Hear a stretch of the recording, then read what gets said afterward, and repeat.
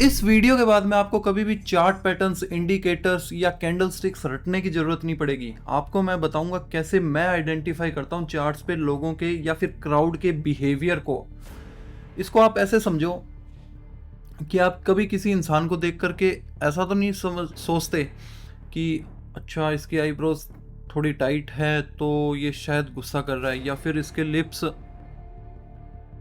ऐसे वाइड है तो ये शायद स्माइल कर रहा है। हम क्या करते हैं, बस देखते हैं इंसान को और फील करते हैं हम इसके इमोशंस को कि ये शायद गुस्सा कर रहा है या फिर ये स्माइल कर रहा है। वैसे ही मैं आज आपको बताऊंगा कैसे चार्ट्स पे आप लोगों के या फिर क्राउड बिहेवियर को फील कर पाओगे।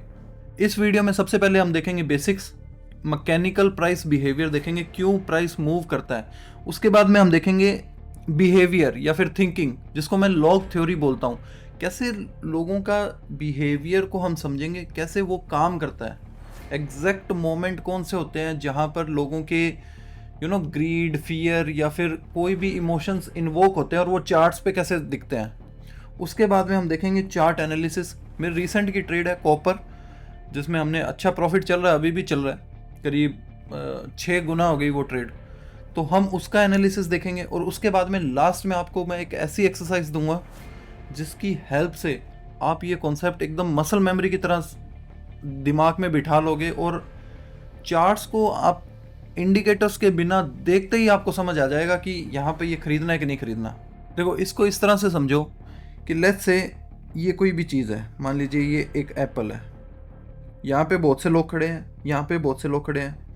ये बोल रहे हैं कि हम इसको 100 रुपये में बेचेंगे, ये लोग बोल रहे हैं कि हम इसको 90 रुपये में खरीदेंगे। अब यहाँ पे मैं हूँ या आप हो, हम हॉस्पिटल में हैं और डॉक्टर ने ये कहा है कि आपको एप्पल खाने और बहुत ज़रूरी है वरना आप मरोगे। तो अब आप क्या करोगे? अच्छा, 100 रुपये में दे रहे हो, 100 रुपये में मेरे को दे दो। तो ये लोग देखेंगे कि यार ये तो 90 में नहीं बेच रहे, 100 में बेच रहे हैं और बिक भी रहा है इनका, हमें तो 100 रुपये ही देने पड़ेंगे। तो ये लोग क्या बोलेंगे? नहीं नहीं, 90 नहीं, 100 रुपये ले लो, चलो हमको दे दो एप्पल।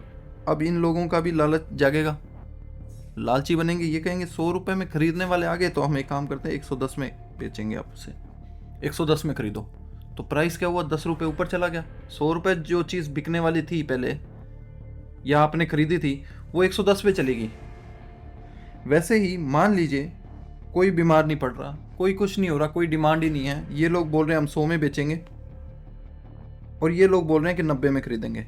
अब पड़ा पड़ा इनके एप्पल सड़ रहा है, तो ये लोग कहेंगे नहीं नहीं हमें तो 90 में ही चाहिए। तो ये लोग बोलेंगे ठीक है ले लो, 90 में ही लो और ख़त्म करो बात। तो इसका एप्पल का प्राइस कितना आ गया? 90 रुपये। तो ये गिर गया। तो बेसिकली सप्लाई एंड डिमांड का काम है। इम्बैलेंस जहाँ हो जाता है वहाँ प्राइस उस तरफ मूव करता है। अब हम देखते हैं बिहेवियर, थिंकिंग या फिर लॉग थ्योरी क्या होती है। बेसिकली आप इस तरह से समझो इस चीज़ को। मान लीजिए यहाँ पे कोई स्टॉक का प्राइस था 100 रुपये। कुछ लोगों ने मिल करके, मान लीजिए 10 लोग हैं, उन्होंने मिल करके इसको ख़रीदा और ये 120 चला गया। उसके बाद में देखिए इनमें से 10 में से हो सकता है 2 लोग हों जो ये बोले कि बस बहुत है, हमें और प्रॉफिट नहीं चाहिए, हम तो इसको बेच के निकलेंगे। तो यहाँ कितने बचे? 8 -2 हो गए, ये गिर गया स्टॉक। मान लीजिए कि ये आ गया 110 रुपये तक गिर के उनके बेचने की वजह से। अब जिन लोगों ने 100 रुपये पे नहीं खरीद पाए, इन 10 लोगों ने तो खरीद लिया, लेकिन ऐसे लोग भी होंगे जिन्होंने 100 रुपये पे नहीं खरीदा। वो देख रहे हैं कि अरे यार ये तो 120 चला गया, काश हम 100 रुपये पे खरीद लेते। लेकिन अब अगर थोड़ा नीचे आ जाए तो हम खरीद लेंगे, 120 पे तो नहीं खरीद पाएंगे। जैसे ही 110 आएगा जो बचे कुचे लोग थे वो खरीदेंगे। तो लेट्स से कि 10 लोगों ने और ने खरीद लिया यहाँ पे, तो उनकी वजह से ऊपर जाएगा।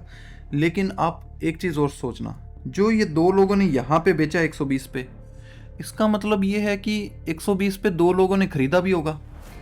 भाई बेचने वाले को खरीदार तो चाहिए ना, अगर किसी ने बेचा तो किसी ने खरीदा भी होगा। अगर किसी ने खरीदा है यहाँ पे 120 पे, तो जब स्टॉक का प्राइस 110 गया, नीचे गया, तो ये लोग क्या होंगे? सैड, दुखी फील होंगे कि अरे यार 120 पे लिया था, ये तो 110 चला गया, सोचा था 130 140 जाएगा, भगवान करे एक बार ये 120 आ जाए, मैं तो बेच के निकलूँगा, मुझे नहीं चाहिए प्रॉफिट। ऐसा ही होता है। आप इसको ऐसे समझो, देखो आज सिल्वर का प्राइस 1.5 लाख के आसपास है। सभी लोग, आप किसी से भी पूछ लीजिए, सभी लोग यही बोलते हैं यार अगर 1,10,000 20,000 आ जाए तो खरीद लेंगे, 1.5 लाख पे नहीं खरीद पाएंगे। और या फिर आप ऐसा सोचो कि जिसने 1.5 लाख पे खरीद लिया और उसके बाद 1,20,000 पे चली गई चांदी, तो वो क्या सोचेगा, एक बार चांदी दोबारा 1.5 लाख आ जाए मैं बेच के निकलूंगा। ठीक है, तो जैसे ही 120 पे ये दोबारा जाएगा प्राइस, तो ये जो दो लोग फंसे हुए थे ये फिर बेचेंगे। लेकिन 110 पे कुछ लोगों ने मिस भी किया होगा स्टॉक को, तो वो फिर खरीदेंगे। यहाँ पे आने के बाद में ये 120 जाएगा, कुछ हो सकता है यहाँ पे कुछ बचे कुछ, ऐसे करके ये स्टॉक इस तरह से मूव करता है। इसीलिए इसको बोल देते हैं रेजिस्टेंस, और इसीलिए इसको बोल देते हैं सपोर्ट। लोगों की थिंकिंग को आपको समझना है। यहाँ पे क्या हो रहा था, कुछ लोगों ने खरीदा, यहाँ पे बेचा, किसी ने खरीदा भी होगा, वो लोग इस प्राइस पे दुखी फील हो रहे थे, और जैसे ही 120 आया वो बेच के निकल गए, पल्ला झाड़ लिया कि निकलो ये स्टॉक बढ़िया नहीं है। जैसे ही बेच के वापस ये आया 110, जो 110 पे लोगों ने नहीं खरीदा था पहले, वो खरीदेंगे, वो फिर से खरीदेंगे, वो फिर से खरीदेंगे। लेकिन यहाँ पे जो जो फंसते जा रहे हैं वो बेचते जाएंगे। एक मोमेंट ऐसा आएगा कि बेचने वाले खत्म हो जाएंगे, सिर्फ खरीदने वाले बचेंगे। उसको बोलते हैं कंसोलिडेशन, टाइटनेस। स्टॉक क्या होगा, टाइट हो जाएगा बिल्कुल ही, बेचने वाले खत्म हो जाएंगे। जैसे मान लीजिए 120 पे किसी ने बेचा, तो कोई जल्दी से उसको खरीद भी रहा है, क्योंकि कोई ऐसा इंसान है या ऐसा ग्रुप ऑफ पीपल है जो ये सोच रहे हैं कि इसका प्राइस तो कम से कम 150 रुपये होना चाहिए। तो जैसे ही वो 120 पे कोई बेच रहा है वो जल्दी जल्दी खरीद रहे हैं, तो प्राइस क्या गिर नहीं रहा अब, तो वो टाइट होता जा रहा है, टाइट होता जा रहा है। एक मोमेंट आएगा जब बेचने वाले बिल्कुल खत्म हो जाएंगे और स्टॉक ऐसे ब्रेकआउट कर जाएगा और 150 रुपये चला जाएगा। अब क्या होगा, जिन लोगों ने ये सोचा था कि 150 रुपये इस स्टॉक की वैल्यू है, वो 150 रुपये पे बेचेंगे। ठीक है, लेट्स से ऐसा करता हुआ स्टॉक यहाँ से ब्रेकआउट करके 150 चला गया, ये 120 का लेवल था। तो जिन जिन लोगों ने 120 पे बेचा, अब वो दुखी फील कर रहे हैं कि यार 120 पे बेच दिया, ये तो 150 चला गया, एक बार 120 आ जाए तो मैं खरीद लूँगा। चांदी के साथ यही हो रहा है हमारे साथ, सिल्वर में, कि 1.5 लाख चलेगी, एक बार 1,10,000 आ जाए या 1,20,000 आ जाए तो हम खरीद लेंगे। ये जो 150 पे जाने के बाद में लोग बेचेंगे, जिन्होंने 120 पे खरीदा या 110 पे खरीदा, 100 रुपये पे खरीदा, जिनको लगता है 150 रुपये से ऊपर नहीं जाना चाहिए, जब ये वापस गिरेगा तो जिन जिन लोगों ने मिस किया वो फिर से खरीदेंगे। तो ये पहले रेजिस्टेंस था, अब ये सपोर्ट बन गया। आपने YouTube वीडियोस पे ये तो देखी होगी कि रेजिस्टेंस को सपोर्ट की तरह कन्वर्ट कर दिया। क्यों कर दिया, ऐसे कर दिया, आपको मैंने बता दिया। जिन लोगों ने 120 पे मिस कर दिया वो ये सोच रहे हैं कि अगर 120 आ जाए तो हम खरीद लेंगे। इनके खरीदने की वजह से ये स्टॉक वापस ऊपर चला जाता है। तो इस पूरी थ्योरी के अंदर हमने देखा लोगों का बिहेवियर, लोग कैसे काम करते हैं, इसी को मैं बोलता हूँ द लॉग थ्योरी। अब हम चार्ट का एनालिसिस देखते हैं। मैंने कॉपर की ट्रेड ली थी, ट्विटर पे मैंने अपडेट किया था, 8.5 रुपये पे मैंने ऑप्शन लिया था उसका, और वो अभी करीब 55-57 रुपीज़ के आसपास है, नियरली 6 टाइम्स हो गया वो। हमने कैसे चार्ट को एनालाइज किया था, मैंने कैसे किया था वो मैं आपको बताता हूँ। देखो, कॉपर का प्राइस ऊपर जा रहा था, यहाँ पे कुछ लोगों ने बेचा, बहुत छोटी सी कैंडल्स हैं, ये वापस ऊपर चला गया। इन लोगों ने जिसने बेचा वो यहाँ आने के बाद में दुख फील कर रहे होंगे, कह रहे यार ऊपर चला गया, काश ना बेचते, एक बार वापस आ जाए तो हम खरीद लेंगे। इसको ऐसे समझो, लेट्स से कि ये प्राइस है 100 रुपये और ये 90 रुपये है और ये है 120 रुपये। जिसने 100 रुपये पे बेचा वो 120 पे जाने के बाद में क्या फील कर रहा होगा, काश ना बेचते, एक बार 100 रुपये आ जाए तो हम खरीद लेंगे। तो जब ये 100 रुपये आया इस लेवल पे जब ये आया तो इन्होंने खरीदा, खरीदने की वजह से ऊपर चला गया। लेकिन बेचने वाले और भी अधिक थे, जिन्होंने यहाँ से खरीदा, वो ये सोच रहे हैं कि हम तो बेच पूछ के निकलेंगे इसको, हमें कोई मतलब नहीं है, ये फिर गिर गया। अब यहाँ आने के बाद में यहाँ पे भी कुछ लोगों ने बेचा होगा। ठीक है, मैं एक बार दोबारा दिखाता हूँ, यहाँ पे भी तो कुछ लोगों ने बेचा है, वो भी तो यहाँ पे जब कॉपर का प्राइस चला गया तो ये भी सोच रहे होंगे कि यार इतना ऊपर चला गया, एक बार नीचे आ जाए। वो आया, वो आते के साथ ही इन्होंने खरीदा, खरीदने की वजह से ये देखो ग्रीन कैंडल बन गई यहाँ पे। इन्होंने खरीदा ना और ये ड्रॉप कर गया। अब सबसे ज़्यादा दुख कौन फील कर रहा है? ये लोग। सबसे ज़्यादा डरे हुए लोग कौन है? ये है। सबसे ज़्यादा दुखी लोग कौन है? ये है। तो सबसे पहले हम समाधान किनका कराएंगे? इन लोगों का करवाएंगे। इन लोगों को हमने सबसे पहले बाहर निकालना है चार्ट से, क्योंकि जब ये लोग बाहर निकल जाएंगे, डरे हुए लोग, तो फिर क्या आएगा? स्टॉक में कॉन्फिडेंस, और कॉन्फिडेंस की वजह से स्टॉक प्राइस ऊपर जाता है। जब ये लोग बाहर निकलेंगे तभी बनेगी बात। देखते हैं क्या हुआ। उसके बाद में क्रैश कर गया। अब ये लोग फंसे हुए हैं। मान लीजिए ये 100 रुपये है, 100 रुपये पे लोग फंसे हुए हैं, और ये मान लीजिए एक बार के लिए 70 रुपये है, 70 रुपये आ गया। अब ये लोग क्या सोच रहे हैं? एक बार 100 रुपये आ जाए तो हम बेच बूझ के निकलेंगे।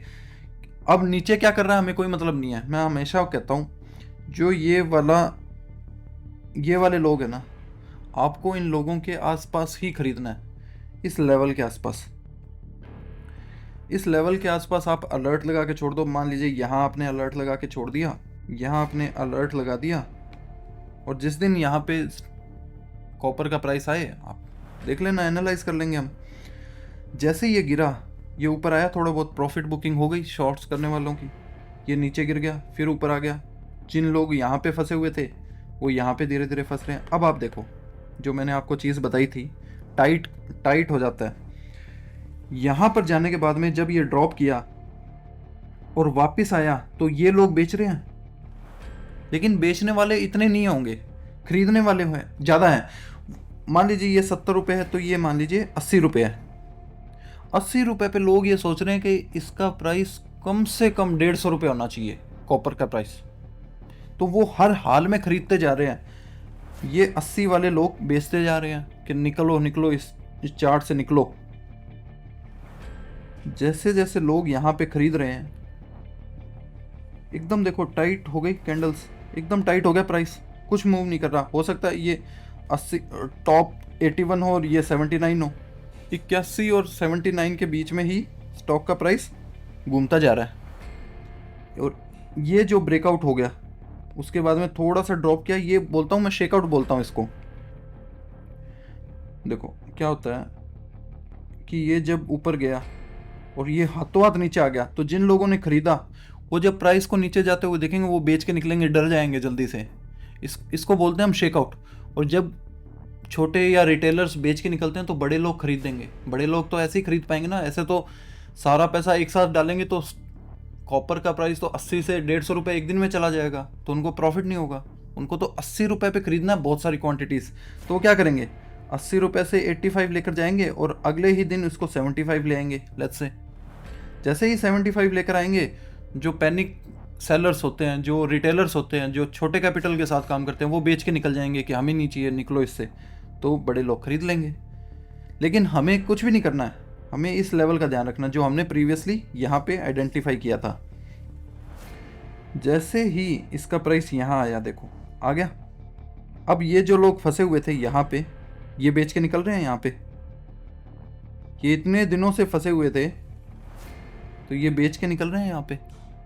इनके बेचने की वजह से स्टॉक का प्राइस क्या हुआ? कॉपर का प्राइस नीचे आ गया, लेकिन ये ऊपर गया एक बार फिर। जिन्होंने नहीं बेचा, एक बार ये आया प्राइस यहाँ पे 100 रुपये, मान लीजिए 100 रुपये था।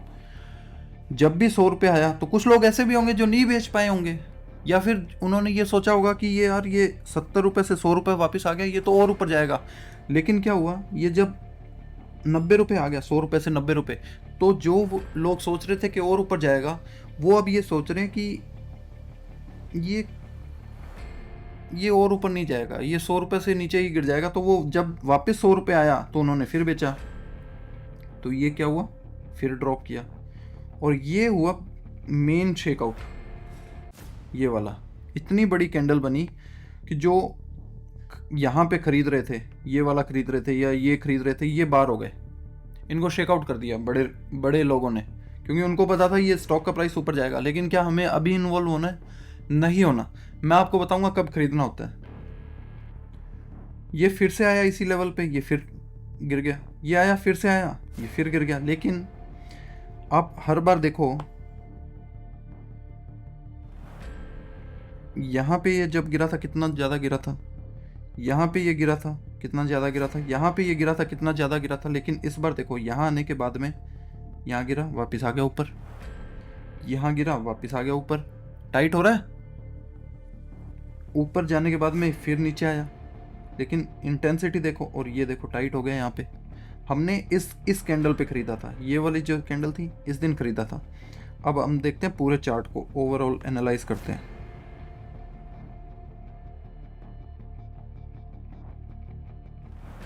मैंने आपको शुरुआत में बताया था कि कैसे जो ये लास्ट वाले लोग होते हैं उनके लेवल्स पे हमको खरीदना होता है। ये वाले लोग सबसे ज़्यादा दुखी थे। आप देखो ये लेवल्स, स्टॉक ने क्या किया, ऊपर आया, यहाँ से ड्रॉप कर गया, फिर ऊपर आया, फिर ड्रॉप कर गया, फिर ऊपर आया, और यहाँ पे ये टाइट हो गया, अचानक से ऊपर चला गया। खरीदने को यहाँ खरीदा जा सकता था, लेकिन इस दिन इन 2-3 दिन में हम शेकआउट कर दिए जाते। बड़े लोग रिटेलर्स को शेकआउट कर देते। और फिर देखिए ये छोटी कैंडल, हमने एंट्री ली थी इस दिन ट्विटर पे, मैं आपको स्क्रीनशॉट दिखाऊंगा। इस दिन एंट्री की थी, करीब करीब 920 पता नहीं 921 रुपये का प्राइस था, और उसके बाद में ये देखो कितना ऊपर चला गया।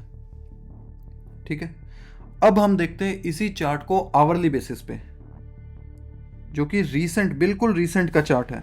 आप देखिए अक्टूबर के आसपास चल रही है। ये जो ब्रेकआउट आया, हमने करीब यहाँ इधर कहीं लिया था 921-22 के आसपास। उसके बाद में देखो सेम चीज़ आवरली के चार्ट पे आपको मैं दिखाता हूँ क्या हुआ। यहाँ पे किसी ने खरीदा बहुत बड़ा, देखो यहाँ पे किसी ने खरीदा, यहाँ पे किसी ने बेचा, फिर ये ऊपर चला गया। अब ये बेचने वाले दुखी हो रहे हैं कि नहीं हो रहे कि बेच दिया यार, ये तो ऊपर चला गया, एक बार नीचे आ जाए तो मैं वापस खरीद लूँगा इसको। ठीक है, जब ये अभी इन लोगों का ध्यान में रखना अपने को। आप ये देखना ये कैसे ये लोग यहाँ पे आ जाते हैं। यहाँ पे आने के बाद में थोड़ी बहुत प्रॉफिट बुकिंग हुई, लेकिन ये स्टॉक या फिर कॉपर गिरा नहीं, यहाँ पे ही साइडवेज कंसोलिडेट हो गया और ऊपर चला गया। अब आप ये एक चीज़ नोटिस करो, बहुत से लोगों ने यहाँ बेचा भी तो है, तभी तो ये खरीद ऊपर गया, या फिर यहाँ पे कुछ ट्रांजैक्शंस तो हुई हैं, तभी तो चार्ट कुछ टाइम तक यहाँ पर रुका रहा। जैसे ही ये ऊपर गया तो ये सारे लोग दुखी हो रहे हैं कि अरे यार बेच दिया। जैसे ही ये वापस आया तो ये इन लोगों ने खरीदा। अब मैं हमेशा कहता हूँ जो लास्ट वाले लोग होते हैं उनके लेवल्स पे हमको बाय करने होते हैं। सबसे दुखी कौन है, ये वाले लोग हैं। ठीक है, और ये भी दुखी हैं। देखो एक नियम ना हमेशा बना दो, एक रूल देता हूँ आपको एज अ स्विंग ट्रेडर होता है जो दो दिन से लेकर के 2 महीने 3 महीने तक किसी स्टॉक को या किसी को कमोडिटी को होल्ड करता है। एज अ स्विंग ट्रेडर आप कभी भी सपोर्ट पे मत बाय करो, हमेशा ध्यान रखना आप रेजिस्टेंस पे बाय करोगे। ये ट्रेडिशनल जो टिप मिलती है आपको कि buy at support sell at resistance, मैं उसके अगेंस्ट बोल रहा हूँ, लेकिन मैं आपको समझाऊंगा कैसे ये चीज़ सही भी है। देखो ये रेजिस्टेंस हुआ, ये लोग हैं सबसे ज़्यादा दुखी इस वक्त, हमें इन लोगों का ध्यान रखना है। ये क्या, ये लोग कौन है जो पहले बेच के निकल गए।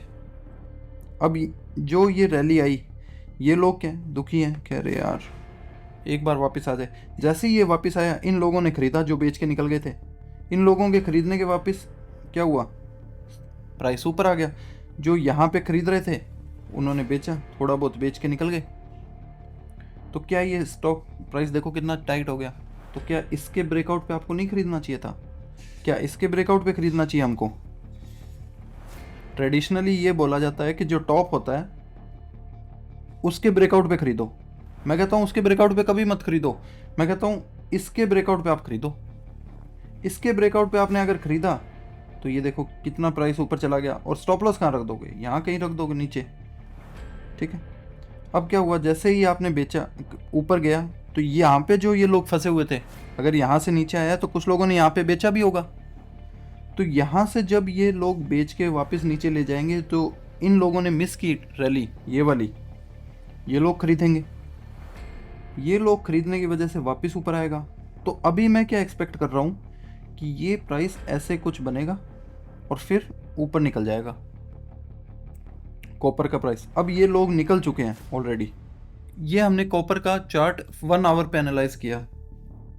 ऐसे ही मैं सारे स्टॉक्स को या फिर सारे कमोडिटी को, सारे चार्ट्स को एनालाइज करता हूँ, और इसी को मैं बोलता हूँ द लॉग थ्योरी। लोगों का बिहेवियर हम चार्ट पे समझना बहुत ज़रूरी है।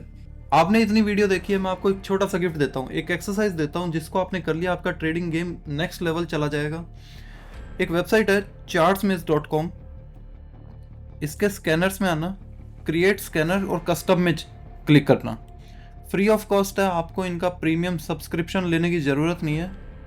एक बार कस्टम पे क्लिक करने के बाद में फिल्टर्स पे आना और आपको ये सेटिंग्स अप्लाई करनी है। Price above 200 days EMA, 50 day EMA और 20 डे EMA। उसके बाद में मार्केट कैप 500 करोड़ से लेकर के ऊपर कुछ भी डाल दीजिए मैक्सिमम। मिसलेनियस के अंदर आपको करना है एक्सक्लूड सर्किट स्टॉक्स। 2% और 5% के जो भी सर्किट स्टॉक्स होंगे आपको एक्सक्लूड करना है, उनको बाहर निकालना है और अप्लाई कर दीजिए। आपके पास करीब करीब 450 के आसपास स्टॉक्स आ गए। आप चार्ट्स पे क्लिक करोगे, आपको इस तरह से चार्ट्स दिखेंगे। आप इनको 1 बाय 1 देखना चाहते हो तो आप चार्ट सेटिंग्स में आने के बाद में चार्ट लेआउट पे 1 बाय 1 कर लोगे और डेट रेंज 1 ईयर कर दो और सेव कर दो। उसके बाद में चार्ट्स आपको इस तरह से दिखेंगे। तो आपको इनको एनालाइज करना है इस तरह से। आपने देखा कि ये स्टॉक ऊपर जा रहा था, यहाँ पे लोगों ने बेचा, ये वापस आया। जो ये लोग यहाँ पे दुख फील कर रहे थे कि नीचे गिर गया, ये बेचेंगे लेकिन बेच नहीं पाए। देखो आप कितना प्राइस टाइट हो गया। और ये स्टॉक देखो किस तरह से ब्रेकआउट किया। और ये देखिए आप 110 से लेकर के 220 चला गया, नियरली डबल हो गया। इस तरह से आप स्टॉक्स को स्कैन कीजिए। बहुत सारे स्टॉक्स, एटलीस्ट मैं ये आपको कहूँगा 500 से 600 स्टॉक्स को आप स्कैन कर लोगे तो आपकी एक मसल मेमोरी बन जाएगी।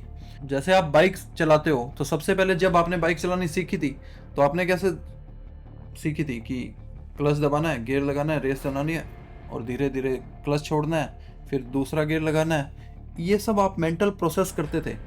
लेकिन कुछ टाइम सीखने के बाद में, लेट्स से 4 महीने, 5 महीने, 6 महीने, 1 साल के बाद में अब आपको बार बार ये चीज़ें सोचने की ज़रूरत नहीं पड़ती कि क्लच दबाना है, गियर लगाना है, रेस देना है, सामने देखना है, इधर मोड़ना है, उधर मोड़ना है। नहीं, आप क्या करते हो, आपने डेस्टिनेशन दिमाग में सेट की कि मुझे घर से लेकर ऑफिस तक जाना है, आपने बाइक उठाई और चल दिए।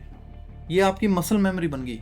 इसी तरह से जब आप बार बार इस लॉग थ्योरी को चार्ट पे एनालाइज करोगे, चार्ट पे मार्क करोगे, चार्ट पे प्रैक्टिस करोगे, तो आपकी ये मसल मेमोरी बन जाएगी। और फिर बार बार आपको ये सब नहीं सोचना पड़ेगा कि यहाँ पे लोग दुख फील कर रहे हैं, यहाँ पे लोग ग्रीड फील कर रहे हैं, टॉप पे आ गया तो लोग बेच रहे हैं। इस तरह से नहीं होगा।